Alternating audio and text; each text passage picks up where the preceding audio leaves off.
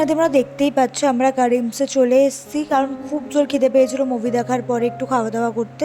তো আমরা ফাইনালি ভেতরে ঢুকলাম। তো আমাদের সাথে স্নেহাক্ষী আর শুভদাও ছিল, ওরা ভিডিওটা করে দিচ্ছিল। তো আমরা এদিকে বসে গেছি, দেখতে পাচ্ছ খেতে। উনি আবার একটু পোজ না দিলে তো আবার ওনার হয় না, তো একটু পোজ দিচ্ছিলো। এদিকে আমরা খাবার অর্ডার করে দিয়েছিলাম। ওরা নিয়েছিল একটা মাটন বিরিয়ানি আর আমরা নিয়েছিলাম মাটন হান্ডি আর দুটো নান। তো খাবার দাবার তো মারাত্মক ভালো ছিল, আমরা তো পুরো খেতে পারছিলাম না, এত দিয়েছিল। তো যাই হোক, এদিকে খাওয়া দাওয়া আমরা সবাই শেষ করে আমি বাড়ির দিকে আসলাম। আর এই মেট্রোর প্রত্যেক দিন ওটা আটকেই ছিল, আমার তো খুব বিরক্ত লাগছিলো সকাল থেকে এত খাটনি করে, তারপর নাকি আবার ওটা আটকে ছিল। তো যাই হোক, এদিকে আমরা বেরিয়ে পড়েছিলাম বাড়ির দিকে যাওয়ার জন্য। আমি মেট্রো থেকে বেরিয়ে ওকে বলছিলাম যে এই রোজ ভাল লাগে না এই একটাই জিনিস। তো ফাইনালি আমরা বেরিয়ে একটুখানি দাদা বৌদির সাথে দেখা করতে গেছিলাম। ওরা আবার আমাকে দেখাচ্ছিল বৌমনি যে ও মেলা থেকে একটা ছুরি কিনেছে, সেই ছুরিটা দিয়ে আমাদেরকে খুন করবে। তো আমরা গল্প করি, চলো টাটা, আবার তোমাদের সাথে দেখা হবে।